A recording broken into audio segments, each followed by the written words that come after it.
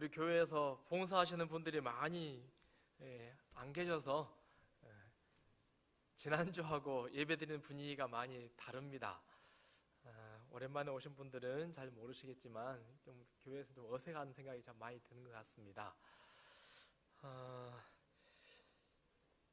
추석 제가 선물을 준비했습니다. 뭘까요? 멋있는 그림을 가져왔습니다.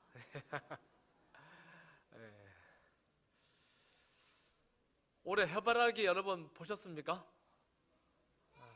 봤어요? 제가 한 장만 가져온 게 아닙니다.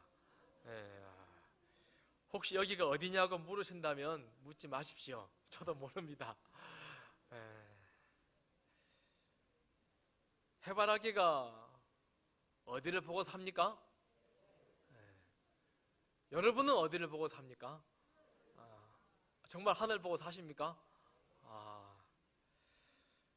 해바라기에 막 피려고 하는 직전의 모습인데요, 활짝 웃기 전에 미소 짓고 있는 그런 그림이 아닌가라는 생각이 듭니다. 가만히 보니까 굉장히 흐뭇한 미소가 지어지는 그림입니다. 교회를 아름답게 꾸미고 보니까 또 화면 보니까 또 다르죠? 훨씬 환하고 좋은 것 같습니다. 다음 주에 오시면 우리 양쪽에 간접 조명, 이렇게 주황색으로 조명도 들어오고 십자가도 달고, 그리고 이쪽에는 현수막도, 우리 전도회 현수막이 없어져가지고 좀 이상했죠. 현수막도 큼지막하게 달고 그러면 훨씬 더 아름다운 모습을 우리가 보게 되지 않을까 생각을 합니다. 추석입니다. 추석이 뭐죠? 추석, 한자 그대로 하면 가을 추의 저녁석입니다. 뭐예요? 가을 저녁입니다. 가을 저녁 잘 보내고 오셨습니까?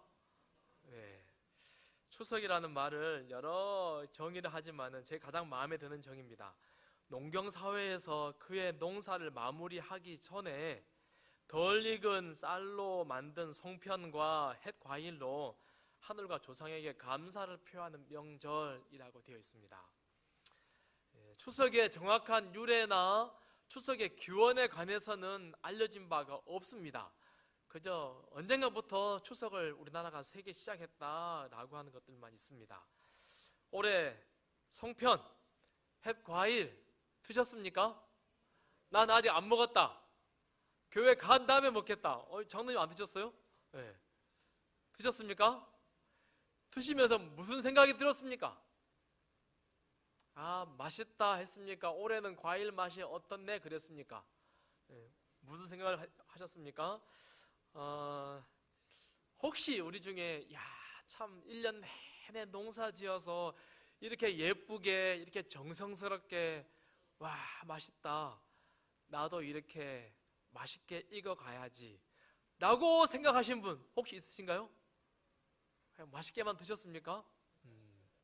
아니면 나도 주님 앞에서 정말 예쁘게 열매 맺어서 아름답게 탐스럽게 이렇게 다 해서 하나님의 기쁨이 되어야지 라고 생각하신 분 혹시 계셨습니까?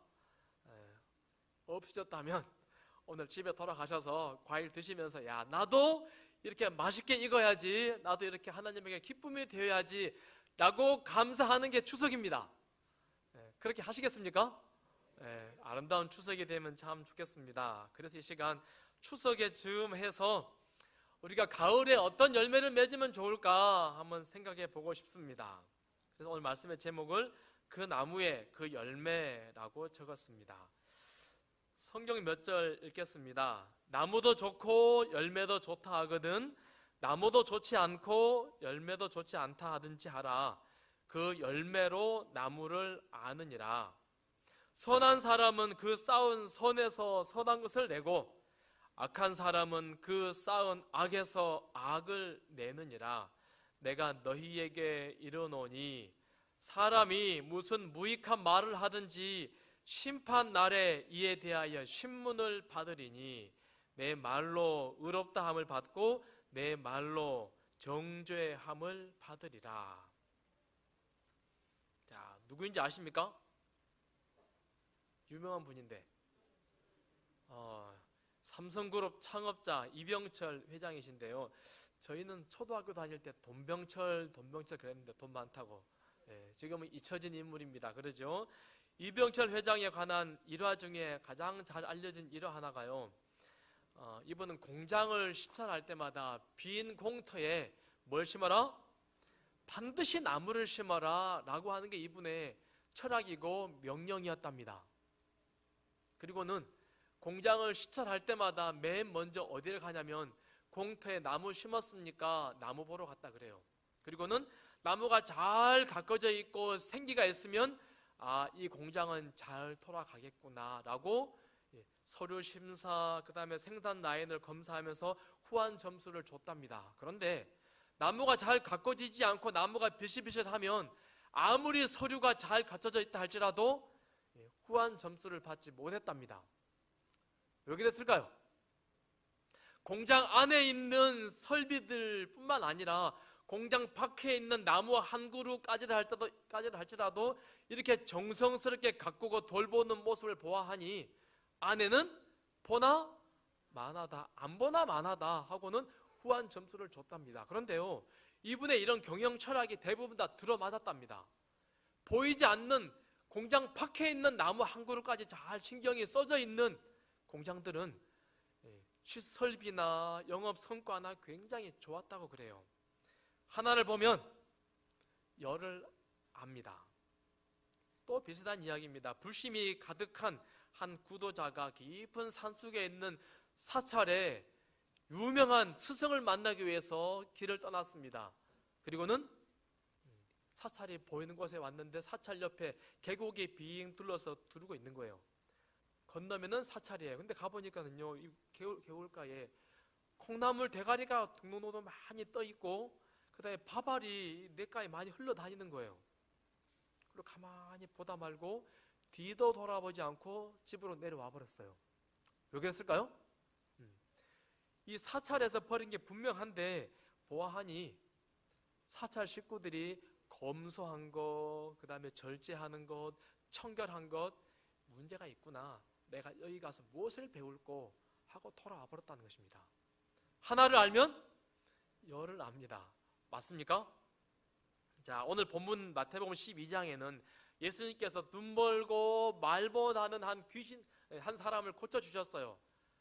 그랬더니 그 사람이 깨끗하게 낫고 나서 보고 말을 하고 나니까는 사람들이 호산나 다윗의 자손이여 라고 하는 이야기를 합니다. 이분이야말로 진짜 메시아다 그랬는데 옆에 있는 바리새인들이 말하기를 귀신의 왕 바알세불을 힘입어서 이렇게 되었다라고 평가절하하고 오히려 예수님을 비난합니다. 그러자 예수님께서 그 말씀에 관해서 이야기하는 것입니다. 말로 사람이 인생에 달려있다라고 하는 말씀하시면서 나무도 좋고 열매도 좋다 하든지 나무도 좋지 않고 열매도 좋지 않다 하든지 하라. 그 열매로 나무를 아느니라. 선한 사람은 쌓은 선에서 선을 내고 악한 사람은 그 쌓은 악에서 악을 내느니라. 그리고 나서 무익한 말을 하든지 심판 날에 이에 대하여 신문을 받으리라 라고 말합니다. 다시 말하면 그 열매로 나무를 안다라고 하는 열매가 의미하는 게 뭡니까 지금? 말입니다.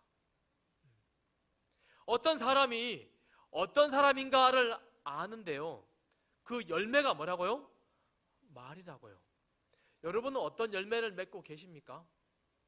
추석 때 어떤 열매를 맺으셨습니까?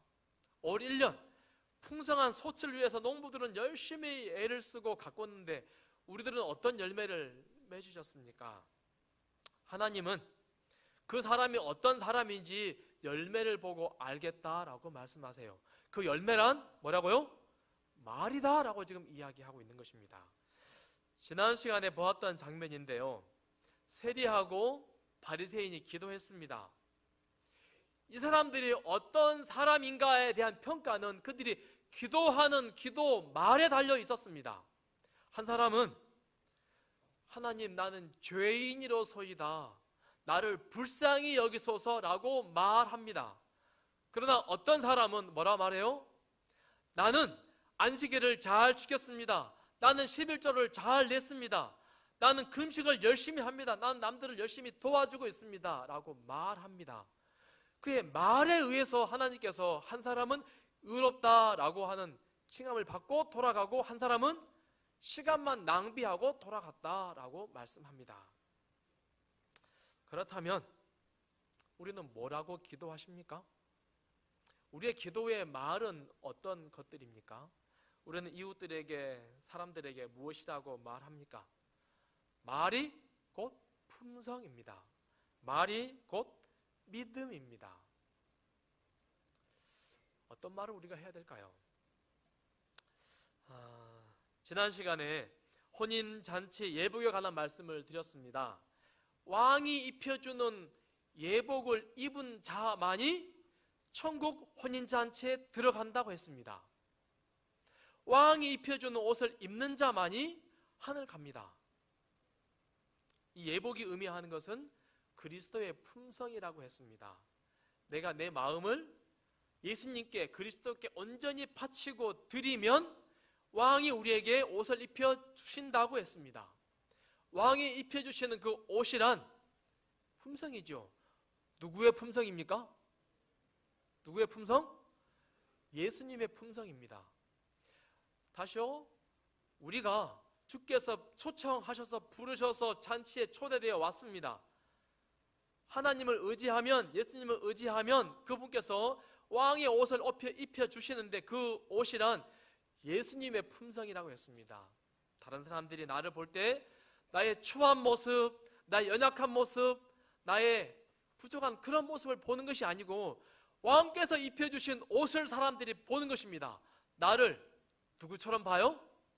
예수님처럼. 내 모습을 보고, 야, 예수님 같다.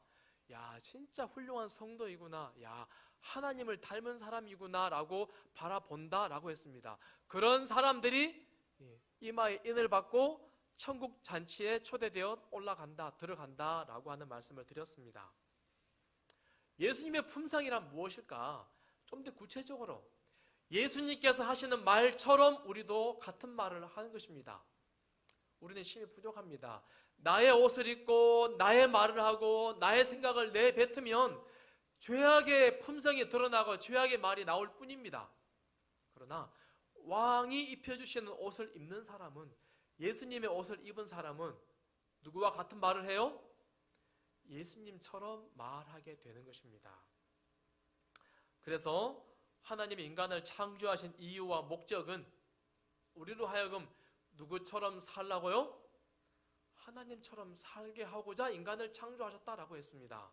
우리의 형상을 따라 우리의 모양대로 우리가 사람을 만들고, 하나님께서 사람을 만드신 이유는 우리들끼리 그냥 잘 먹고 잘 살아라고 하는 것이 아니라, 우리가 누구 모습 드러내라고? 하나님의 모습을 드러내라고, 작은 예수로서 이 지구 땅에 충만하라고, 풍성하게 넘치라고 인간을 창조하셨다라고 말씀했습니다. 그런데 그만 죄가 이 땅에 들어와서 우리가 사단의 형상이 되어버렸습니다. 우리의 말투가, 우리의 말씨가 누구처럼 바뀌어버렸어요? 사단처럼, 마귀처럼 바뀌어버렸습니다.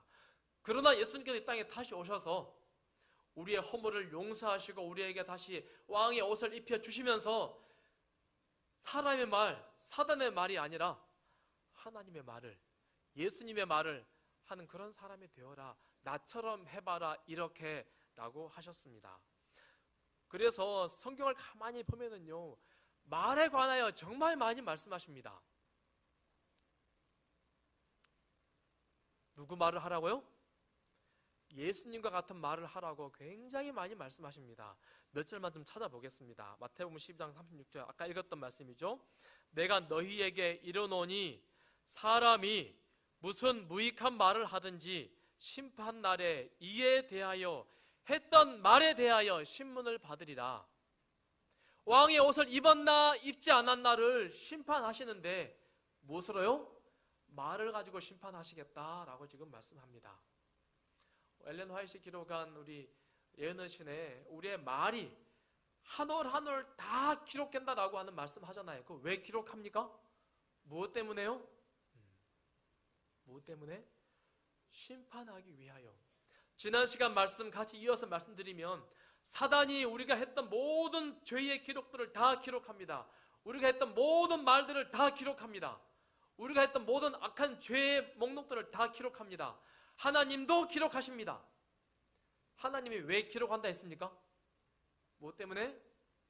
기록 옆에 무엇 기록하기 위해서? 회개했음, 용서받았음을 기록하기 위해서 하나님이 우리의 죄의 목록을 기록하십니다. 그렇다면 우리가 하루 종일 뿌렸던 말의 씨에 관해서, 악한 것들, 죄스러운 것들에 관해서 어떻게 해야 합니까? 하루가 마무리되는 시간에는 꼭 우리가 회개 기도를 하고 자야 됩니다. 말로 우리가 했던 그 예복으로 심판을 받으니 다 용서받았음이라고 하는 기록을 해야 하지 않겠습니까? 제가 말씀을 준비하면서 가장 충격적인 사람 입다에 대해서 생각을 해봅니다. 입다 아시죠?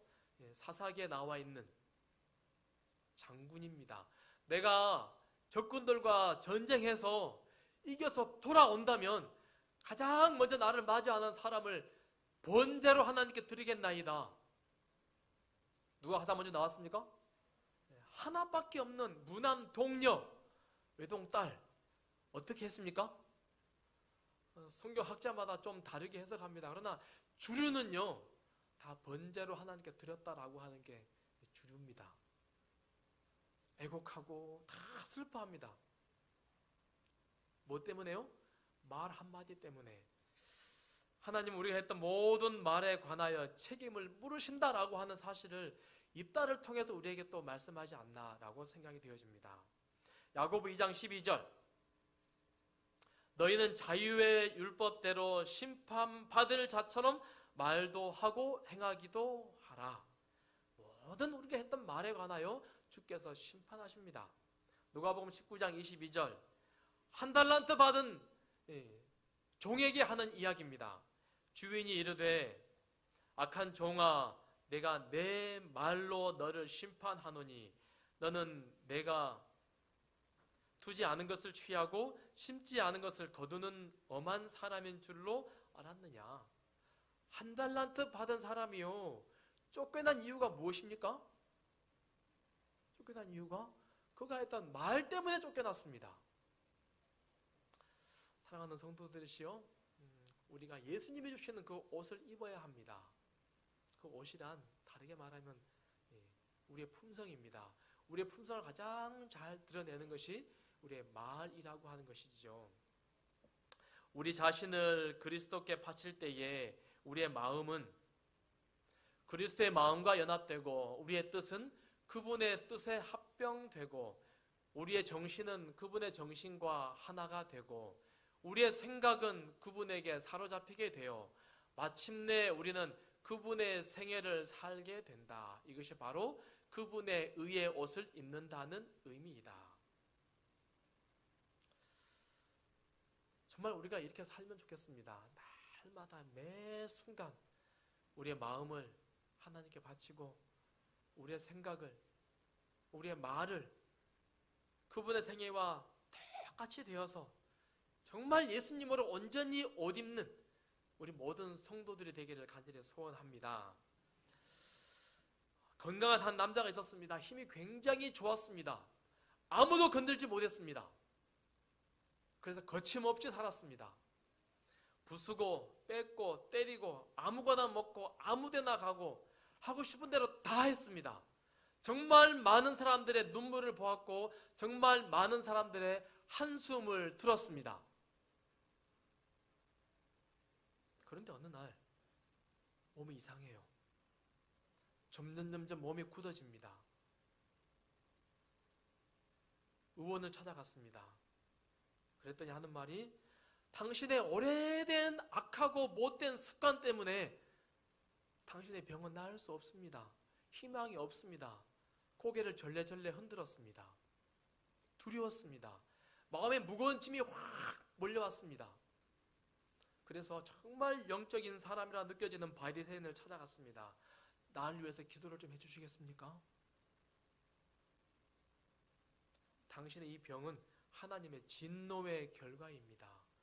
하나님께서 당신을 지금 심판하고 계십니다. 희망이 없습니다. 만약 여러분이 이런 말을 들었다면 어떨까요? 아마 집에 와서 팍팍 울고 말할 수 없이 괴롭겠죠. 몸은 움직이지 않고 세상에 희망이 없답니다. 하나님이 버렸답니다. 그런데 어느 날 예수님에 관한 소문을 듣습니다. 그리고 예수님에게 가면 나의 병이 낫겠다라고 하는 희망을 가지고 예수님을 찾아갑니다. 갔더니 길이 막혔어요. 어떻게 예수님을 만납니까? 어떻게 해요? 지붕을 뚫고 내려오지요. 예수께서 그들의 믿음을 보시고 중풍병자에게 이르시되 작은 자야 내 죄사함을 받았느니라. 참 우리가 민민하게 말씀을 읽었는데요, 시대와 소망은 이 부분을 굉장히 감동 있게 적고 있습니다. 이 사람이 내 죄사함을 받았느니라 라고 하는 이 말은 이 사람이 들어본 평생의 말 중에 가장 행복한 말이었다라고 소개합니다. 이 말을 듣는 순간 하늘의 빛이 그의 용모에 비쳤고 말로 표현할 수 없는 행복이 그에게 다가왔다라고 소개합니다. 작은 자야 내 죄사함을 받았느니라. 너무너무 행복했습니다. 그리고 또 벌떡 일어났습니다. 우리 예수님의 말은 사람들에게 위로가 주는 말을 하십니다. 사람들을 일으켜 세웁니다. 그리고 사람들을 뛰어다니게 하는 말씀을 하십니다. 우리가 예수님으로 옷을 입는다라고 하는 말은 예수님과 같은 말을 하는 사람이다라고 했습니다. 우리도 그런 말을 할 수 있으면 참 좋겠습니다. 하나님, 내 입술에 은혜를 바르셔서 누군가가 나의 말을 듣고 정말 행복하면 좋겠습니다. 예수님, 내 입술에 소망을 발라주셔서 내가 한마디 하면 사람들이 막 힘이 나서 솟구쳐서 일어나면 좋겠습니다. 예수님의 향기가 우리 입술에서 늘 풍겨나오는 그런 신앙인이 되게 해달라고 하나님 도와주십시오. 간절히 부르짖는 우리 모든 성도들이 되기를 간절히 소원합니다. 사람을 살리고 일으키고 힘을 솟구쳐 일으킬 수 있는 그런 사람들. 마태복음 5장에도 혈루증 앓는 그 여인 이야기 소개하면서 말이 얼마나 중요한가를 소개하고 있습니다. 우리 잘 아시죠? 12년 동안 고생하던 여인 예수님의 옷자락을 잠깐 만졌습니다. 순식간에 깨끗하게 나음을 입었습니다. 그냥 가면 되잖아요. 끝났잖아요. 그런데 예수님이 굳이 여인을 멈춰 세우시고 누가 내 옷에 손을 대었느냐라고 물으십니다. 왜 그랬습니까? 왜요? 이 여인에게 예수님이 말해주고 싶어서 아닙니까? 말씀으로 소망을 주고 싶고 말씀으로 용기를 주고 싶으셔서 일부러 멈춰 세우신 것입니다. 딸아, 내 믿음이 너를 구원하였으니 평안히 가라. 내 병에서 놓여 건강할지어다. 건강하게 되었잖아요. 평안하게 되었잖아요. 그럼에도 불구하고 예수님은 또 말해주고 싶은 것입니다. 우리들도 예수님처럼 위로를 주고 더 큰 행복을, 더 큰 희망을 줄 수 있는 그런 말을 마음껏 할 수 있는 그런 성도들이 되기를 간절히 소원합니다. 우리 목회실에서 아침마다 목회 봉사를 읽는데요, 이게 2번이나 같은 문장이 나오더라고요. 참 마음의 감동이었습니다. 유다서 1장 9절, 천사장 미가엘이 모세의 시체에 관하여 마귀와 다투어 변론할 때에 감히 회방하는 판결을 내리지 못하고 다만 말하되 주께서 너를 꾸짖기를 원하시노라 하였거늘. 천사장 미가엘은 예수님을 말씀하시죠. 예수님께서 죽어버린 모세를 부활시켜서 하늘 데려가려고 오셨습니다. 이 땅에. 그랬는데 마귀가 안 됩니다 하고 막습니다. 모세는요, 사람을 많이 죽였습니다. 모세는요, 하나님을 믿지 못해서 분노했습니다. 모세는요, 이 반석을 2번이나 때렸습니다. 예수님 십자가에 2번이나 죽이는 역할을 했습니다. 그러니 절대 하늘 갈 수 없습니다. 데려가시려거든 죽음 오래오래 놔뒀다가 부활할 때 데려가십시오. 지금 안 됩니다. 막습니다. 예수님이 뭐라 하셨어요? 감히 비방하는 판결을 내리지 못하셨다라고 해요. 예노무 사다나 네가 감히 나에게 그러느냐? 너는 말이야 이러쿵 저러쿵 저러쿵 마귀에 관해서, 마귀의 허물들에 관해서, 마귀의 죄들에 관해서 마음껏 말할 수 있지만 일체 말하지 않으셨답니다. 예수님은 그런 분이셨어요. 예수님의 모습을 우리도 정말 닮을 수 있으면 좋겠습니다. 말은 품성의 표시 이상이다. 즉 말은 품성에 영향을 끼치는 능력이 된다. 능력이 있다. 말이요 품성입니다. 그 사람이 위로하고 용기를 주고 행복을 전해주면 그게 그 사람의 품성인 것입니다. 비난하고 험담하고 자꾸 잘못을 물으면 그게 그 사람의 품성인 것입니다. 대화하면은 행복해지고 또 있고 싶고 머물고 싶고 그게 그 사람의 품성인 것입니다. 그런데요, 말이 품성 이상이랍니다. 무슨 말입니까? 말에는 힘이 있어서 말한 대로 품성이 만들어진다라고 하는 것입니다.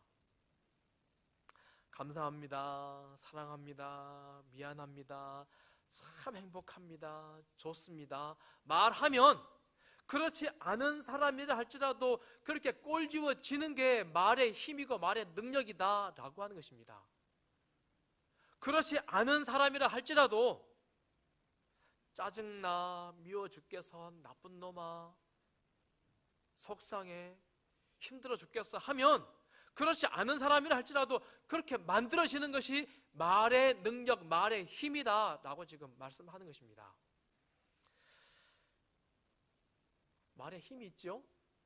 사람이 마음으로 믿어 의에 이르고 입으로 시인하여 구원에 이르느니라. 어떤 말을 할까요? 해야 될까요? 어떤 품성의 열매가 맺히기를 원하십니까? 여러분이 원하는 품성의 열매를 말로 계속 내뱉으십시오. 그러면 하나님께서 우리에게 힘을 주시고 능력을 주셔서 그러한 품성을 갖도록 인도해 주실 것입니다. 조지 뮬러, 참 유명한 사람이죠. 그런데 이 사람이 청년기에는 참 못된 사람이었답니다. 거짓말 많이 하고 도둑질 많이 하고 많이 때리고 사기 많이 치고 경찰서를 정말 많이 왔다 갔다 했답니다. 심지어는 교도소도 갔답니다. 그렇게 못된 짓 하고 살았는데 어느 날 자기가 다니는 띄엄띄엄 나가는 교회 목사님이 뮬러에게 이렇게 말하더랍니다. 조지 형제요, 나쁜 버릇을 하루아침에 고칠 수는 없지만 하나님은 한번 택한 자녀를 절대로 버리지 않으신다네. 근데 이 말을 듣는데요, 이 사람의 말에 그 힘이, 능력이 있어서 가슴을 확 휘집어 놓는 것입니다. 나의 못된 버릇이 하루아침에 고칠 수는 없지만은 하나님은 절대로 나를 버리지 않으신대. 이 말이 능력이 있고 힘이 있어서 이 사람을 변화시켰습니다. 저는 목사인데요, 제가 이런 말을 얼마나 하는지 모르겠습니다. 이런 말을 정말 많이 해서 많은 사람들 일으켜 세울 수 있는 그런 말의 능력을 가진 목사가 되면 참 좋겠습니다. 우리 사랑하는 성도들이시오, 여기 있는 우리 빛골 성도들, 꼭 손님들, 우리들도 그런 말을 많이 할 수 있는 성도들이 되면 참 좋겠습니다. 나의 말 한마디에 누군가가 일어나고, 나의 말 한마디에 삶이 변화되고, 나의 말 한마디에 용기를 얻고, 나의 말 한마디에 힘을 얻고 위로를 얻는 그런 말을 할 수 있는 사람들, 그런 말의 능력을 소유한 사람들, 그런 품성을 가진 그리스도인들, 우리 다 되기를 간절히 소원해 봅니다. 우리는 하나님의 자비와 인자하심에 대하여, 또한 구주의 비할 데 없는 사랑에 대하여 말해야 한다. 왜요? 말에 능력이 있으니까, 말에 힘이 있으니까. 우리의 말은 찬송과 감사의 말이 되어야 한다. 말한 대로 사람이 꼴지어지니까. 만일 그 정신과 마음이 하나님의 사랑으로 가득 차 있을 것 같으면 그것이 우리의 대화에 나타날 것이다. 우리의 영적 생애에 있어서 믿음을 나누는 일이 어려운 일이 되지 않을 것이다. 위대한 사상, 고상한 포부, 진리에 대한 명백한 이해, 사욕이 없는 목적, 경건과 성결에 대한 갈망 등이 우리의 말 속에 열매를 맺어 우리의 마음 속에 있는 것이 어떠한 것임을 드러낼 것이다. 뭘 많이 말하라고요? 하나님에 관하여, 하나님의 사랑에 관하여, 하나님의 나를 어떻게 인도하셨는지에 관해서 많이 말하면, 말할 수 없으면 말씀을 많이 읽으십시오. 소리내서. 그러면 말에 능력이 있어서 우리가 그런 사람이 되고 그러한 열매를 맺게 되겠다 말씀하십니다. 말씀을 줄이면서 우리 빛고울 모든 성도들, 오늘 우리 교회에 참석한 모든 성도들, 말의 품성입니다. 우리가 맺어야 하는 그 말의 열매가 정말 아름다운 열매로 풍성하게 맺어서 저 하늘 하나님에게 큰 기쁨이 되어지는 우리가 되기를 간절히 소원하며 말씀을 줄이겠습니다. 잠시 기도하겠습니다.